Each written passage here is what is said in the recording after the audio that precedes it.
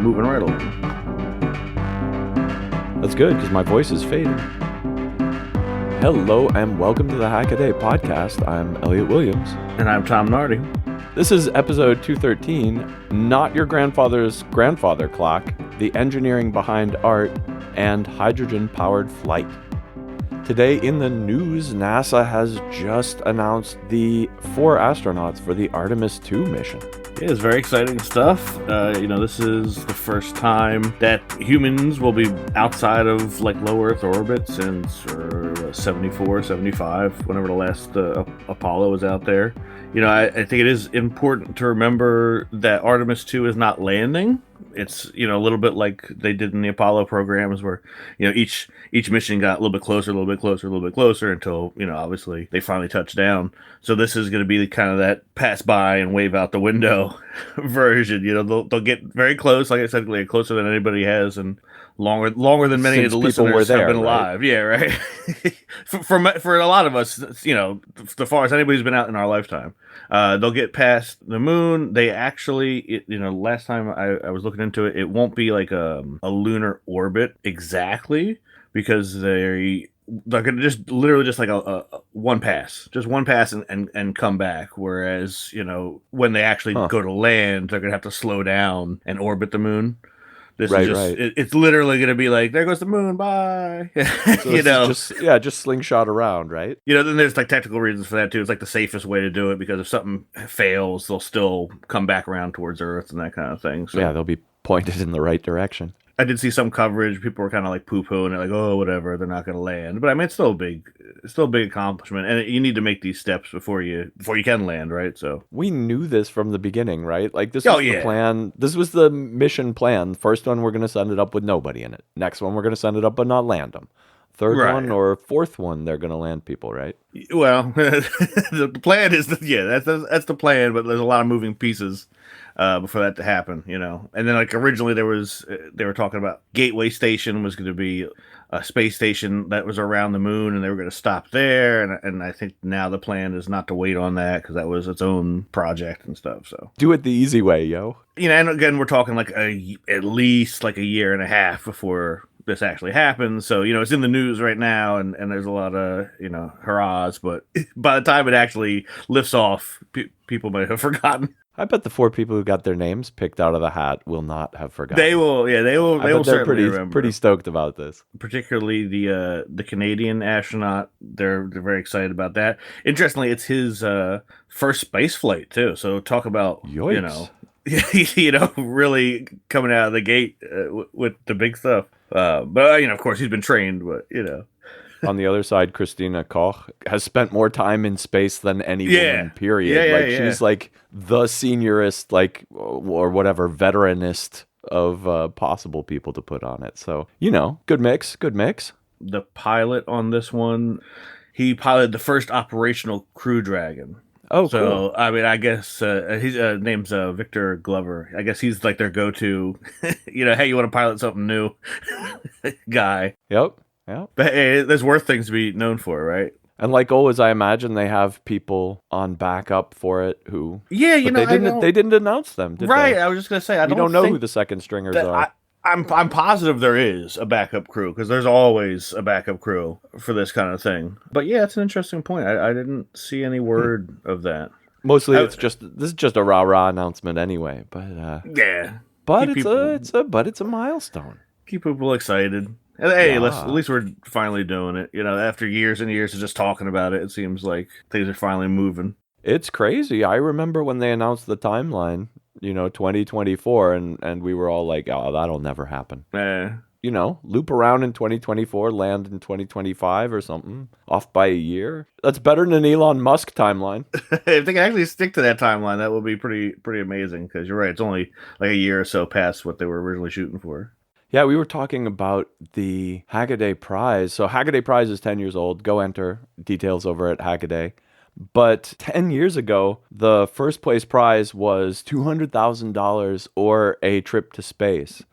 And at the time we were this is 2014, right? So we were kind of laughing and, a trip to space if it's possible. And Dan and I were talking about this, and honestly, back in 2014, that was a crazy thing to assume that you could do a tourist space trip. And then, lo and behold, a few years ago, we had the first tourist in space. I don't think they were getting up there as cheap as 200,000, but still, this is something that really, really in 2014, I thought was a little bit of a gimmick on our part, frankly. I thought that was kind of funny. Within 5-6 years, boom, reality. Yeah, and definitely, we're starting to see little CubeSats and payloads from smaller and smaller organizations, right? Now it's not unheard of for like a college group to put together a CubeSat and get it launched up there. So it is, we're literally just ahead of the curve. Fun times we're living in.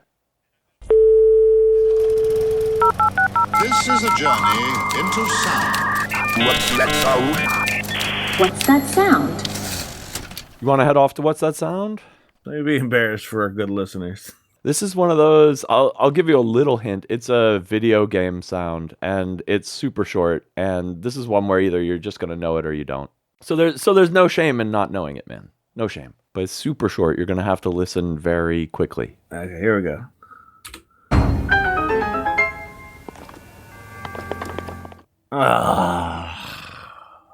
If you want to play it twice, I'll let you. Oh, it sounds so familiar, but I can't. Does it? Something about the little. That sounds super familiar, but I just can't place it. I mean, it sounds like you found a secret thing in some game, or you found an item. That is very true. But I can't name the game. I get it from context, but I can't. Yeah, exactly. It sound works. Check. Yeah. Good. Yeah, my wife has got me playing this. It is Bleep. That's like the one Bleep game I haven't played. It's actually really good. Highly recommend it. It's super good. Well, if you listeners out there know what game this is from, head on over to hackaday.com/podcast. Fill out the form with your handle and your best guess. And if you get it right, we'll pick among the correct answers next week. And the lucky winner will get a Hackaday podcast t-shirt. All right, well, my first hack this week is squeezing secrets out of an Amazon Echo Dot. And I thought this was really cool because, honestly, we haven't seen very many hacks on any of the Amazon Echoes or Alexas or similar devices. And I think partly I'm just interested in why the heck that's the case, but also I wanted to highlight this one where it did work. The hack itself is actually pretty simple. It's an old enough Echo Dot that it has the same hardware and runs the same operating system as the Fire HD 8 tablet from 2018. And this has a custom firmware called Ammonet, and you can run that on your old Fire HD 8. The extra wrinkle here is getting the Echo into bootloader mode, so that then you can load this Linux operating system up to it. And the trick here is a hardware hack, or kind of a super weak little one. It is you short out a capacitor with a piece of aluminum foil, and the thing fails to boot and goes into bootloader mode. And from there on, you can take it over entirely. What's interesting about this then is that you can dump the file system and see what's there.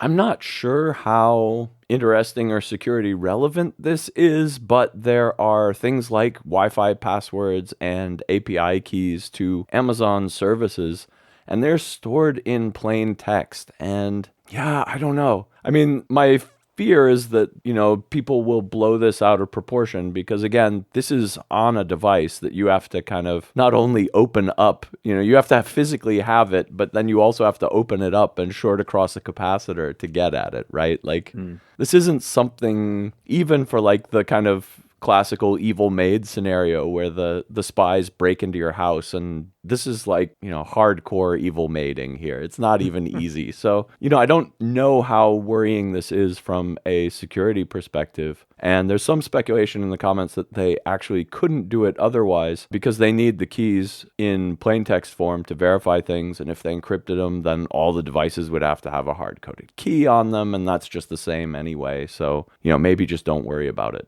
And I think that's probably true. From a security perspective, I think you don't have all that much to worry about here. But I think it's awesome that people are starting to get their own firmware running on these quite capable and by now cheap to pick up on the used market little devices. Well, from a security standpoint, this one immediately reminded me of an article I did a few years ago where someone had figured out how to extract the plain text Wi-Fi credentials from like a thrown away smart bulb. Right. They're running, ESP, probably 8266 at the time. It's a light bulb. So like it wasn't exactly the most secure device. It was just, putting your WPA key on the file system. I think that's probably a more troubling. A light bulb burns out, you throw it away, right? Who thinks that it might have your credentials on it? And right. I think it'd go through a lot more light bulbs than you will Echo dots. Like you were saying, we really don't see much of anything for the Echo hardware. It is a bit of a surprise. I mean, for nothing else, because they're so common. Like, there's so many of these things out there. I mean, Amazon just gives them to you sometimes. Like, hey, you want one of these things? Like, yeah, just take it. I have ones. For I have one still in the box because it was like, hey, I'll give you an Echo Dot for $1 if you buy something. Like, all right, fine. There's millions of these things out there. I will say, though, that, they're maybe not a super appealing target because they are, just a gateway into Amazon's cloud thing. If you take the Wi-Fi away from an Amazon Echo, it does literally nothing. It just says, "Hi, I'm sorry, I can't help you right now." So there isn't like a lot of horsepower on board. It's just enough hardware to record the little clip, send it to the cloud, and play back the response. So I mean, maybe that's. It's got part this of it, sweet, like 8-channel microphone array. It does have some good DSP audio hardware. Yeah. I don't know. I think it'd be fun to do and super fun if you wanted to, run your own voice assistant without doing the Amazon stuff. So maybe somebody can do that with this. I think, we'll probably put it in the show notes. There has been projects where someone, took it over and put their own firmware. But as I recall, even in that situation, it still needed another machine on the local network. Yeah, of course. To actually do the audio processing, right? It's not fast enough to do any useful, Yep, it can do the wake word, but can't do any further audio processing. So the rest of that you have to ship off to. But we all have computers on our home network. I mean, oh no, yeah, definitely. But I think it'd be more appealing if you could say, hey, here's a unofficial, open source, even better firmware that does it all on one device. I think that would be very popular, but I just don't think that's reasonable with the power they put into these things.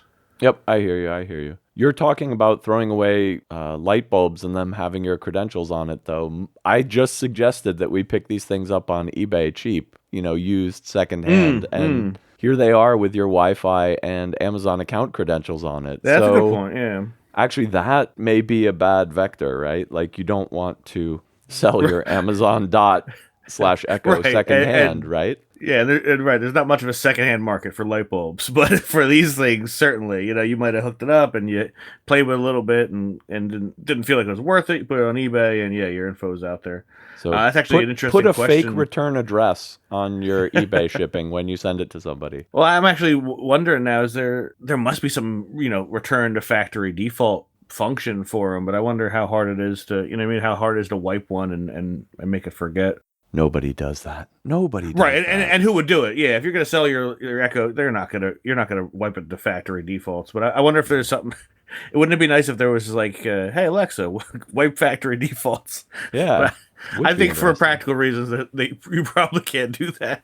Anyway, cool hack. I threw a couple links in here. I think including the Amazon Echo Gets Open Source Brain Transplant article that you were talking about, and another from quite a while ago where Jenny List wonders how has Amazon managed to make hackers love the Alexa, and that's partly because it's possibly spyware device in your house. How is it possible that people were at the time playing with it? And I think that article, I was going to say hasn't aged well, but I think the love affair with the speech controlled devices has kind of faded for a lot of people.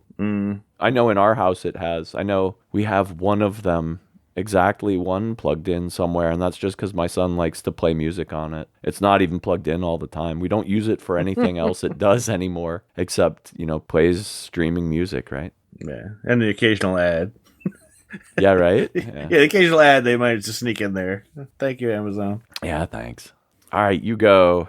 Well, my first one for this week is from Inna. It's a soft soldering jig for hard projects. I love a lot about this project. This is one that you may have seen previously. It's been around for been actively developed, I should say, for a couple years now. We mentioned it in the circuit sculpture contest. I think that was like 2020. The idea here is, man, it's hard to describe without seeing it, right? It's a little silicone mold, and there's a bunch of little circles, and each circle has 4 slits in it that can accept a wire, and at the center of each circle is a little like vacuum aperture, and the idea is you can put your little SMD components at the bottom of each one of these little pits, and you can put wires coming from the different sides, and it lets you solder rigid wire to these tiny little components in a way that would be pretty hard to replicate otherwise. I mean,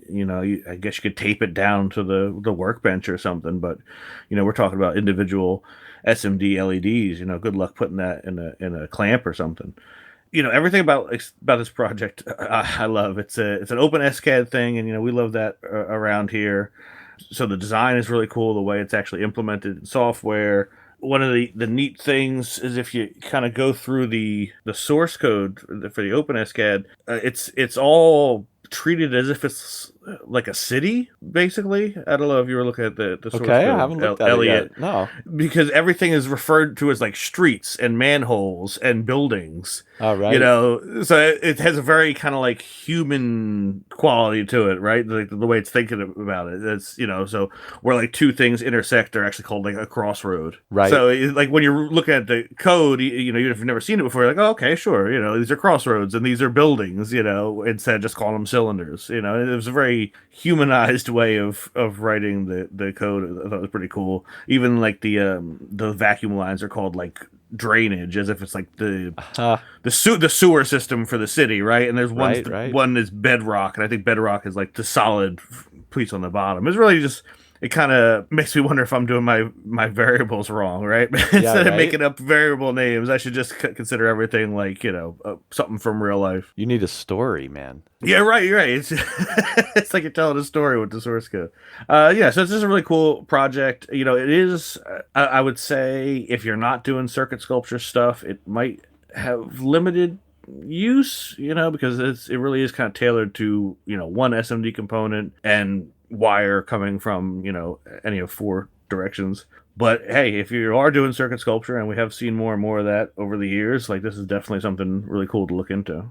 Yeah, funny enough, Inna gave a lightning talk on this in Berlin a couple weeks ago, and it was awesome. He's actually been working on it more. I'm looking at the GitHub. I don't think the new files are pushed up yet. We should get on him to do that. We'll pressure him to get on it now. Hopefully he's listening to the podcast and I don't have to do anything other than it's automatic. Say the word pressure.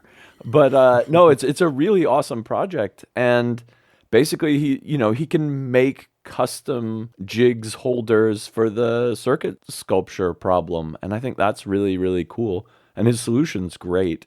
I saw this and I'm like, oh, you need to make one with triangles and other funny angles. Like squares are fantastic, but everybody's doing squares. You got to do it with crazy angles, and of course there's nothing stopping him. Yeah, right. This is kind of limited just to 90-degree bends, it looks like, but right, it keeps it tidy. I mean, there's a beautiful simplicity in doing it that way too, right? Plus, the other thing, I should say, the mold is 3D printed, and then obviously the silicone is poured into there. So there's kind of a real mind game in doing the OpenSCAD code, because your code is the inverse of negative. What the final thing is going to look like too, which is kind of why. And he doesn't really go into a lot of detail about the printing of the molds in the documentation. I mean, there's a couple pictures of them, but I would like to kind of see more of that too, like the process actually like pouring it. There's a lot of little details. He started off his talk actually by saying that this was something he invented because he was doing a silicone mold and he just had too much extra silicone. And instead of throwing it away, he wanted to do something useful with it. And he's like, what can I quickly 3D print that'll be a useful thing for me to then use? And this came out of it. Well, I like that some people's scrap material projects are better thought out than Better the stuff I'm some working of my on. good ones. Yeah, right? right. Shit.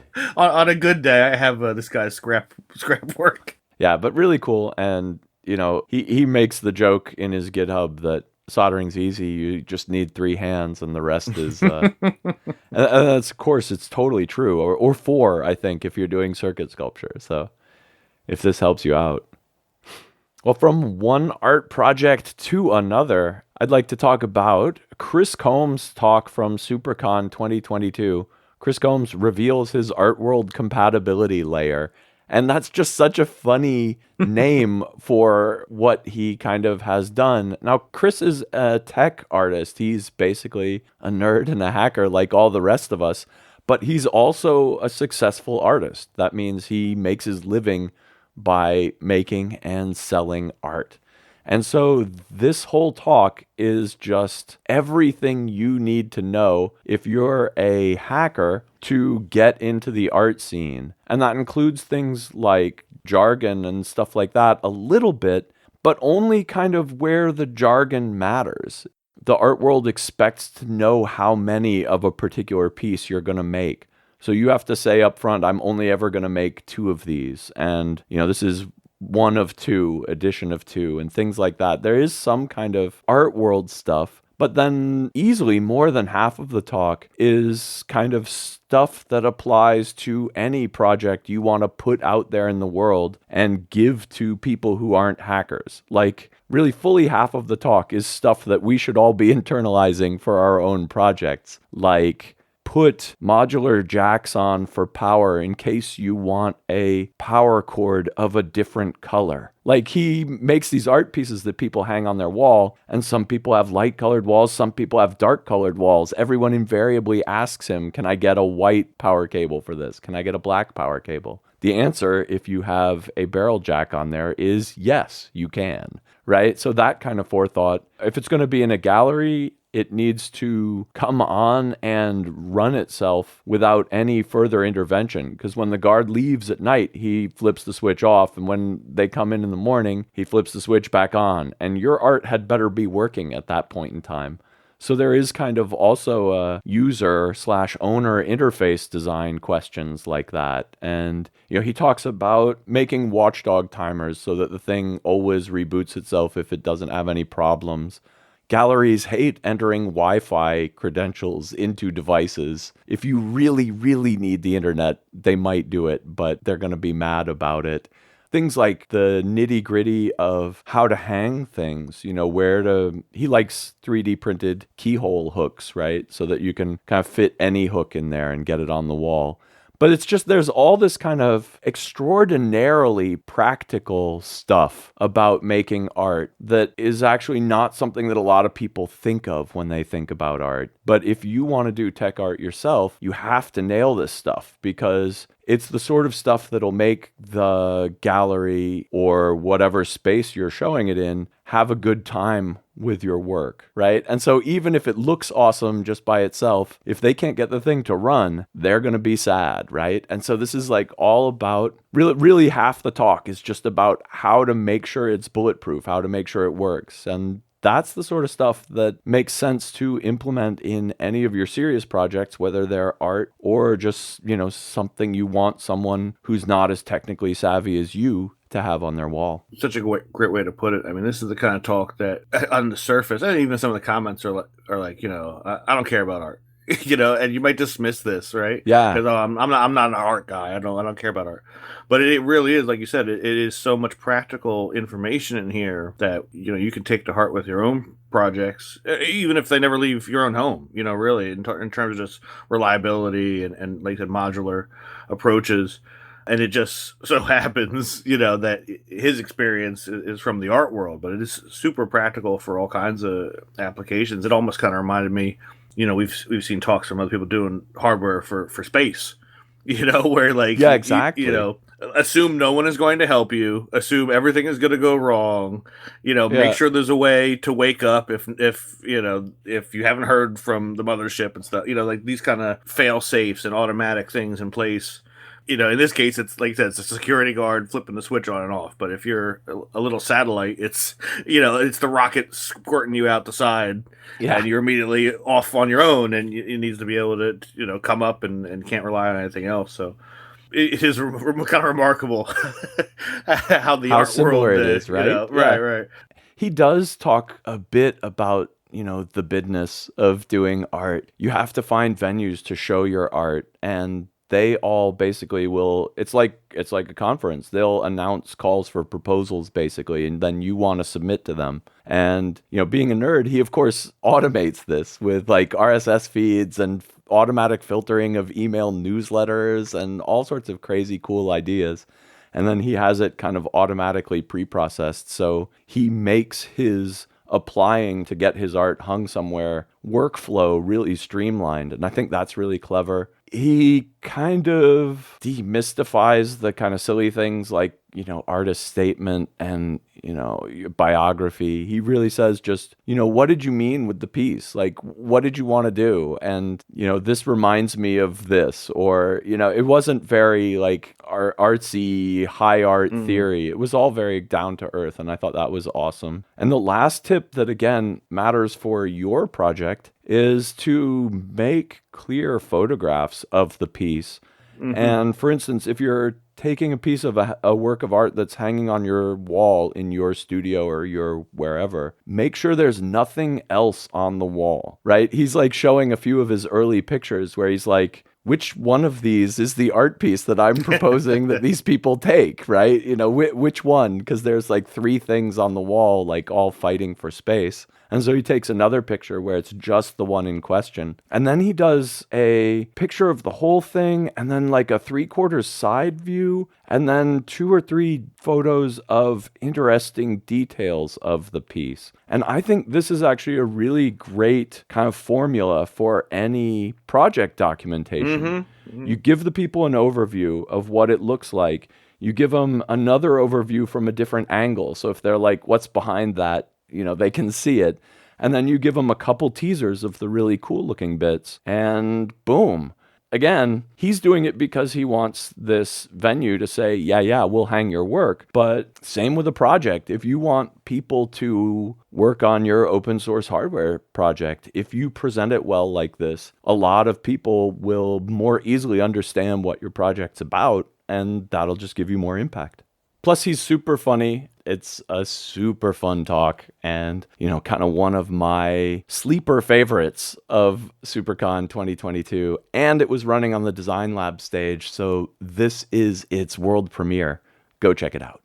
Well, next up for me is from Stephen George. And this one is a new expansion module brings standard slots to an ancient laptop. And this one kind of resonated for me because, I remember, having these old laptops and playing with this kind of retro stuff, and they always seem to have some weirdo expansion port that may or may not have ever been used in the product's lifetime, right? It's like a rule of the 80s and 90s was that you had to put a weird big expansion port on things. Like even the NES like famously has a big expansion port on the bottom that most people never even saw.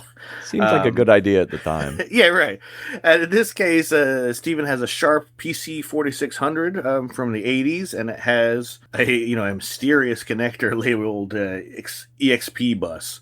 And he looked into it, and apparently it was never used. They put this on there and never, for whatever reason, and never actually had any hardware for it. So it was a little tricky finding information. But he did find a service manual that explained that essentially it was just a breakout, among other things, it was a breakout for 2 8-bit ISA ports.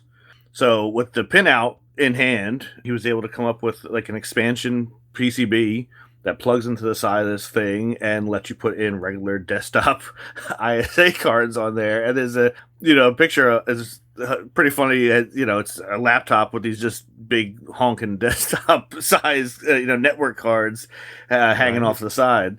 And because obviously this isn't laptop hardware, he had to add like an external power connection because he didn't want to pull that kind of juice through whatever the things, whatever the expansion bus imagined it was ever going to see. So he added like screw terminals on the outside so he could hook it up to a 12-volt power supply. It's very straightforward. You look at the PCB, and it literally is just like a breakout. But it's just cool to see that even though the port was never used officially, that someone somewhere decades later was able to actually make use of it. So I'd like to believe that there's somebody at Sharp who might have been there in the 80s is seeing this and like finally someone realizes why we put that expansion port on the side.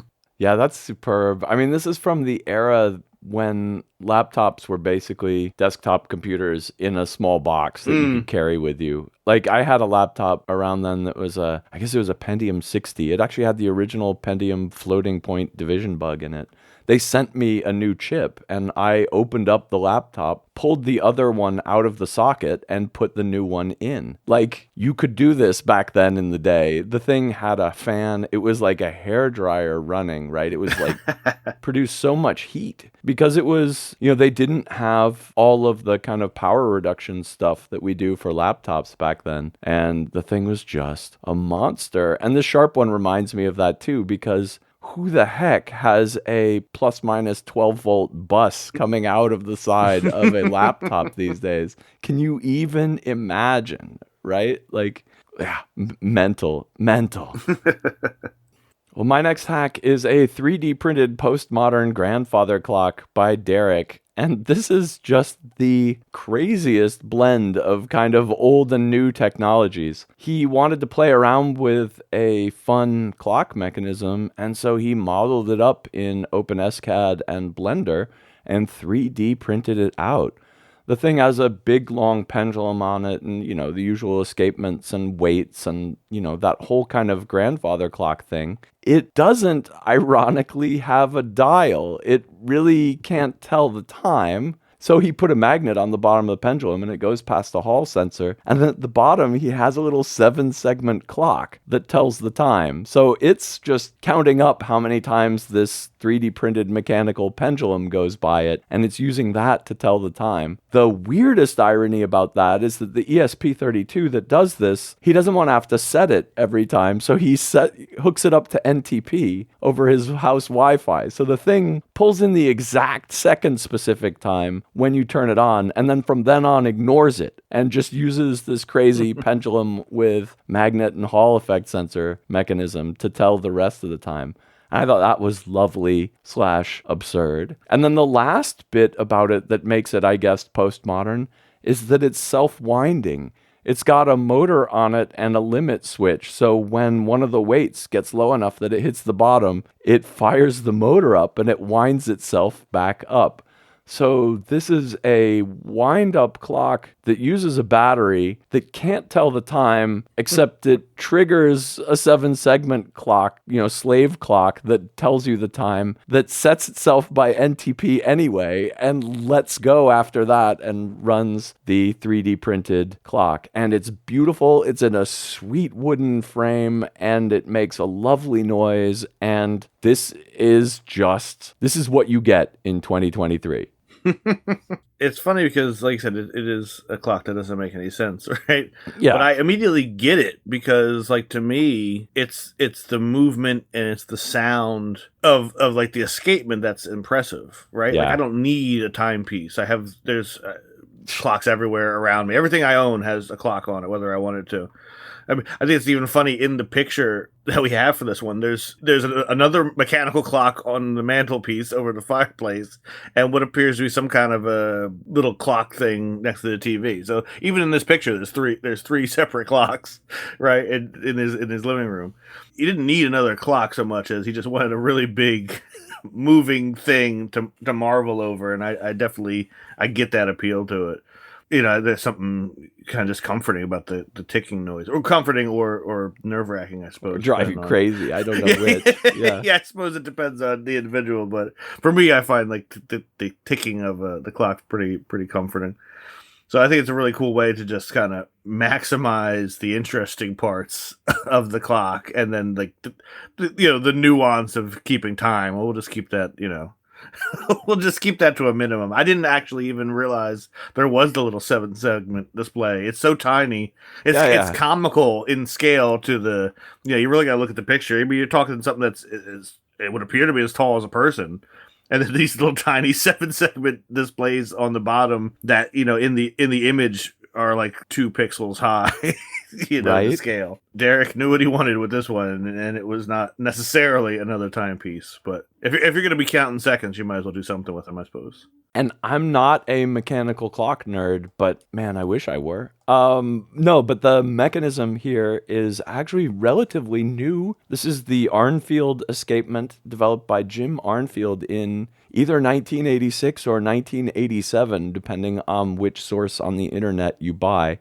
So what? It's not just a 3D printed clock. It's a 3D printed clock with a kind of recently invented mechanism design as well. And that's kind of fun. And I think that's also part of the appeal, right? Is that Derek probably just wanted to play around with this cool / funky new gravity pendulum clock mechanism. And boom, here's your excuse. And I'd like to officially amend the record. If you look in the bottom left corner of the picture, there's some other device that's showing the time. Oh, yeah. So there are 4 clocks. There's a few clocks in this living room. Yeah, so this is a man who enjoys his timepieces. Do we know anything about the odd clock down there? It's like a cylinder. That's pretty wild. It looks like one of them little mechanical counters when they're like counting how many people come into a thing, exactly. Right? And if it wasn't for the fact that his whatever that other thing is also says 5:51, I might have thought it was counting something else, but they must both be showing the time. And my last one is see satellites in broad daylight with this sky mapping dish antenna. And this comes from Gabe, who also goes by Save It for Parts. And the idea here is you get one of these little motorized satellite dishes that are designed for like RVs and boats and stuff. I like how Dan describes it in the write-up. It's for people who can't possibly be away from the television, even when they're out exploring. They got to have their satellite TV. And a lot of these people find that maybe satellite TV wasn't super important in their vehicle, so these things hit the secondhand market pretty regularly. Gabe says he gets these things. I'm very jealous because he gets these things for nothing. I think he said he paid $5 for the last one, and it's got to be like you got to hit the right flea market or something, because trust me, if you go on eBay right now, you're not going to find anything for less than like $100 and $80 to ship it, because it's the size of a cooler. These are little motorized dishes inside of a dome, and in this case, Gabe says it actually runs embedded Linux, which is really cool. And you just give it positions, and it turns and up, down, all that. So the idea here is that he just kind of pans across the sky and monitors the received signal level and creates an overlay that he can then put over a picture, an actual visual picture of the sky, and you can see where all the satellites are as these little, like a little heat map. It's almost like a thermal vision, but it's with satellite signal strength. And we've seen similar projects with like Wi-Fi and stuff like that. But I think for me the really interesting was getting one of these dishes, finding out that it runs like an embedded Linux, figuring out how to talk to it, and all the possibilities therein. This is a cool proof of concept that says, hey, I can aim it and I can check signal strength and stuff like that. But once you have a little dish that you can aim and point to stuff, there's all kinds of cool signals out there to listen in on. So I'm looking forward to see more projects using these little dishes. And we've seen several Gabe kind of has a satellite sniffing obsession, so I'm sure there'll be more products in this vein coming down in the near future. Yeah, the money shot here are these images where he superimposes the kind of microwave power strength over an actual photo of his horizon, and it really does look like, this is where the satellite is in the sky. You can kind of see its intensity, and that's really a sweet trick. I mean, it's at the end, it's just like a Python program that shows you a heat map over a photo. But that's really cool. You could show this to somebody and they would understand it, even if, they don't really think about or care about satellites. You'd be showing them this and they'd be like, oh, I get it now. Right, and what I think is really cool to the picture, and he kind of like annotates it at the end, points like, oh, this is EchoStar 15, this is DirecTV 8 and stuff. So those are like the larger circles. Yeah. But what's cool to me is that you can actually like visualize what must be like the geostationary belt, because they're all these little dots along a radius, right? And they're like that all in that orbit. Yeah, that's not like a coincidence. They're all in that orbit, So that's really cool that you're not only seeing the satellites individually, but you can see almost like the highway, for lack of a better, So it's kind of a really cool way to kind of conceptualize like these things are sitting up there, and a geosync from our perspective doesn't move, right? So like you're always going to see these. It's almost like a string of pearls, right? Like there's little bright hot spots, and then there's dimmer ones, which I would assume are some other. The broadcast on some other frequency that's not coming in as strongly. And also kind of shows just how dense the geosynchronous orbit is, too. Right? Because, I mean, he's got, you're looking up at this horizon, and he's got, 4 or 5 super strong ones and a couple little guys in there. So it's a pretty busy thoroughfare. It's a very coordinated dance up there.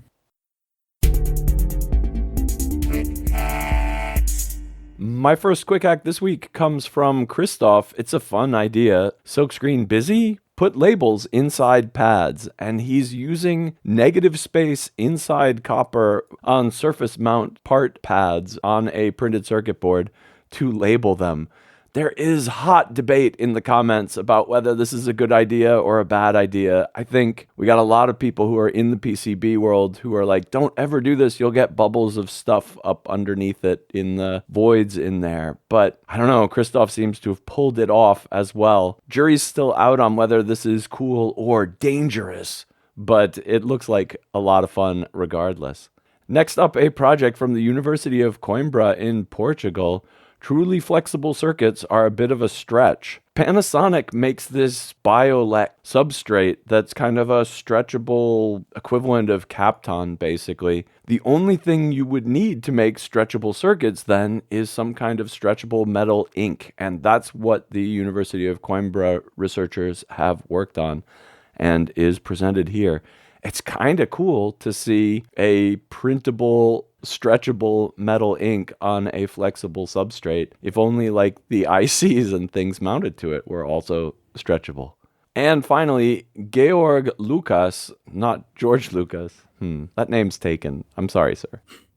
And next up, Georg Lucas, a compact camera running Linux. What's not to like?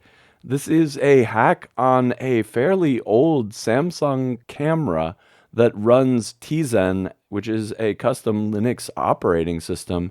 This is a hack into that. So these are, 10-year-old, but fairly high quality digital cameras that you can get for a song and, among other things, of course, run Doom on them. But you can also use it as a camera, a completely configurable camera. Well, continuing the theme of camera quick hacks, my first one is classic film camera goes digital with Game Boy Tech. This is a really cool one. We've seen a lot of projects that use the Game Boy camera, one of the first, if not the first, like mass market digital cameras. It is terrible because it's a Game Boy camera, but it has an interesting lo-fi aesthetic that people seem to like. And in this case, Michael Fitzmayer has taken the actual image sensor from the Game Boy camera and put it into a 1980s Holga film camera. And it's a really cool kind of digital meets analog project that has, a practical application in that it's a much more pleasing form factor to take pictures with than a Game Boy with a weird eyeball on top of it. You're still limited to incredible 128 by 128 black and white images, but at least has better optics and, frankly, looks cooler sitting on your shelf. Next up is server network cards made extra cool. And this one, I at first I didn't quite get it, and I had to look a little more into it, and now I'm convinced that if this is not already a commercial product, it will be in the future. This is a fan that you can install in your computer. It goes right into a PCIe slot. It is actually a valid PCIe card, and it has a fan controller on there that's automatic and spins the fan up. But the real revolution here is that the board itself has a giant void in the center that the fan is mounted to, so it can actually blow air through the card. So you can drop this in an unused PCIe slot and get a lot of air circulation, whereas, usually if you just had like a video card, it'd be pushing against the surface of the card. It's a really cool project. It uses ATtiny for the speed control, and, the firmware is open source schematics and all that stuff. If you've got a hot machine that needs cooling off, this might be something to look into. And finally, Pi EEG offers affordable brain-computer interface. It is the early days of these so-called brain-computer interfaces. You can't quite think about drawing a picture and see something come out. But we are getting there, and even though it's sort of the domain of these high-tech players, there's still room for hackers and makers to poke around with this concept. That is where devices like this come in. This is a $350 shield for the Raspberry Pi that has an 8-channel for electrodes that can pick up EEG, EMG, and ECG biosignals, and from there you can manipulate the data however you want. They show some examples using nothing more exotic than a Python script to pull in that information, filter it, and actually act on it. So some of the demonstrations here are, controlling a little robot, a remote-controlled robot, just by blinking, and the signals that can be pulled off of your scalp with dry electrodes. It's pretty cool stuff. Obviously, there's huge implications here for assistive technology. I mean, this could be life-changing stuff, in the future. And it's cool to see that while, the DIY folks probably aren't going to be the groundbreakers, they at least can get in on the ground floor and experiment along with the bigger players.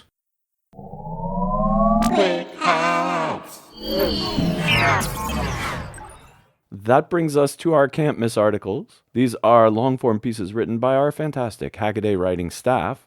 And this week I wanted to pick kind of a rant from Jenny List why a community hackerspace should be a vital part of being an engineering student. And this is kind of a reaction to how her local hackerspace got treated by its local university and the kind of weird and awkward relationship between universities with engineering departments who have tons of motivated people who should enjoy a hackerspace, but they just can't pull off a hackerspace because they don't have the right mental attitude, and how this then interferes with and doesn't work as optimally with local kind of ground up grassroots hackerspaces in the same places. And it's a neat and interesting problem. And I don't think it's limited to universities either. I think a lot of kind of well-meaning large institutions see hackerspaces and say, hey, isn't this great? Here's a place where,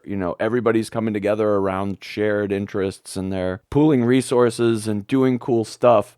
Let's build one of our own, and, we can offer it. And Jenny gives them this kind of sinister, they want to own the hackerspace sort of thing. I'm not so sure that's it, if it's malice on the part of the university or if it's just like naivete, because a really important part of every hackerspace I've ever been to is this kind of feeling of ownership of the hackerspace by the people in the hackerspace, right? Like, this is your space. You made it. You can make it better. They're all kind of duocracies and, ground up, right? For lack of a better word. And it's hard to imagine a university that's willing to just be totally hands off on it and be like, okay, here's your stuff, go to it. And even just, okay, here's, all the equipment you could possibly want. gives the hackers nothing to work on initially. Like, I think that hurdle is an important part of the community building. And I think if you just like plump down a bunch of machines in a space, you don't have a hacker space. You have a building with a bunch of machines in it. I think some of that is probably what's causing the friction, or what's causing some of the friction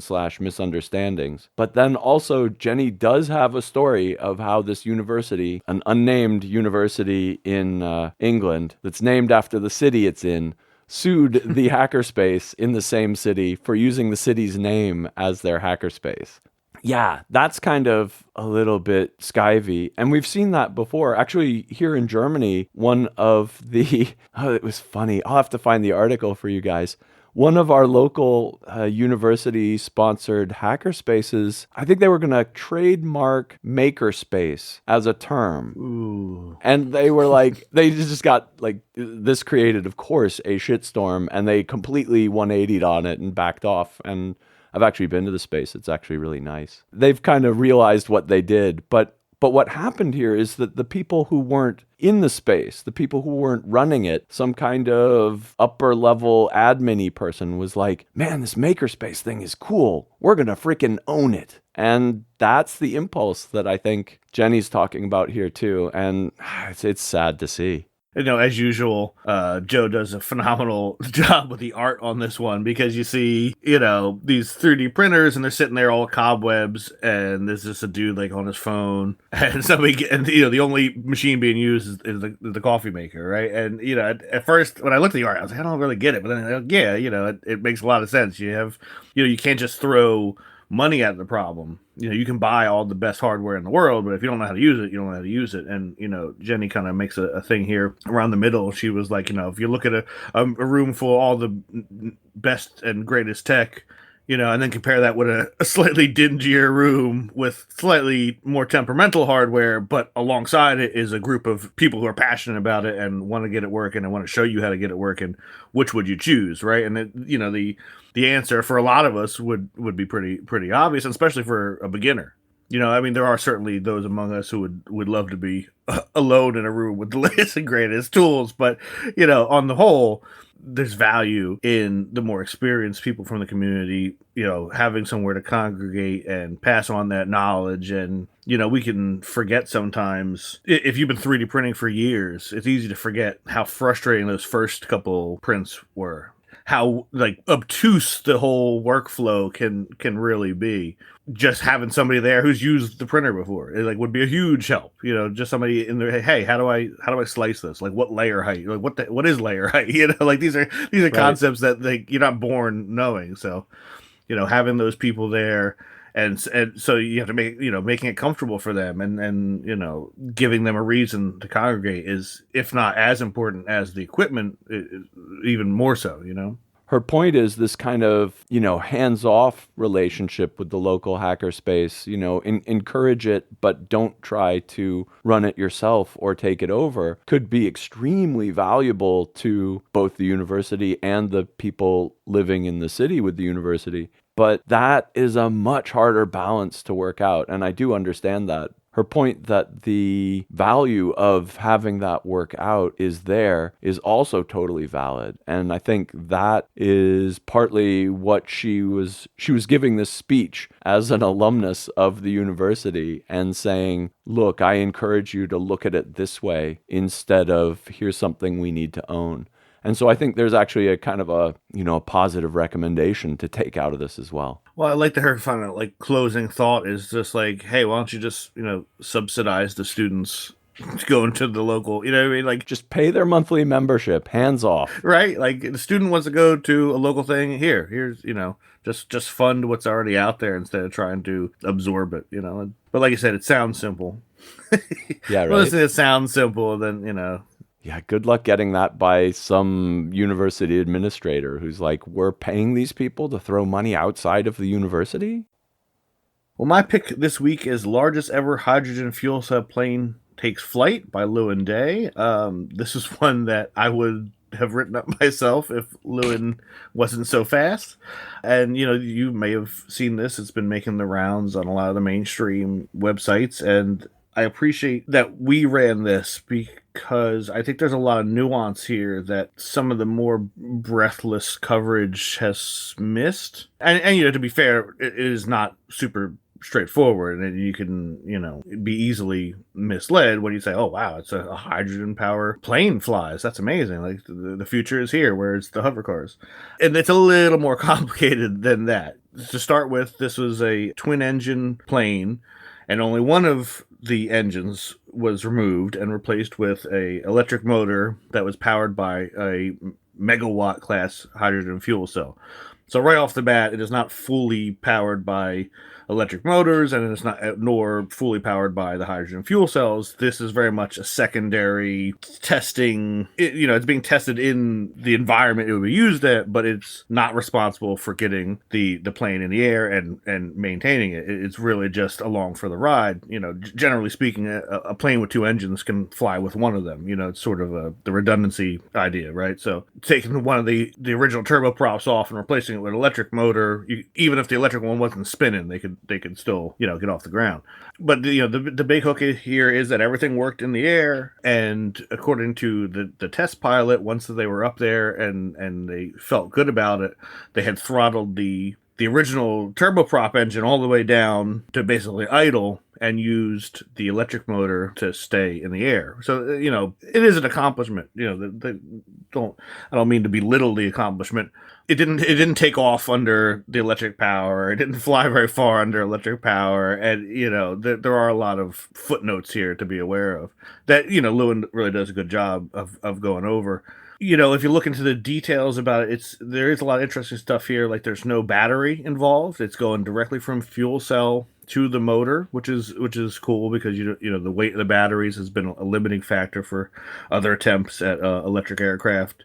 The motor is actually an off-the-shelf electric airplane motor, because that's a thing now. Right. Like you can just go buy one of these. So the company in question, Universal Hydrogen, they really, as the name implies, they're into the hydrogen side of it, right? They're doing the fuel cell. The motor is, they just kind of farmed that out to a company called Magnix. Like I said, this is a big accomplishment, and it's very cool, but you kind of have to put it into perspective.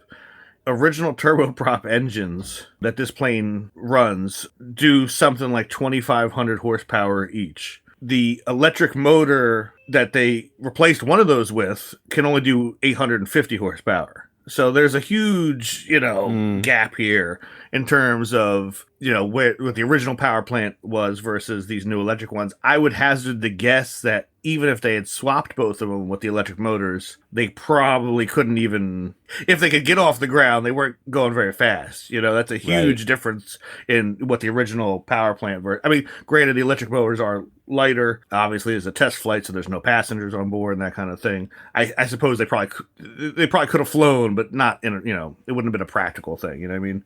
So there is a long way to go before you're flying a hydrogen fuel cell electric plane. But it's happening. Like these are not theoretical things. There are electric powered aircraft in the air right now in test flights, and it's only a matter of time before they become more commonplace. Yeah, it's funny you talk about replacing only one of the engines. I read somewhere in their press stuff that one of the reasons they did that is just getting FAA approval was so much easier. If they could demonstrate that this thing was going to have at least one, kind of traditional engine on it to run as a backup in case something went wrong.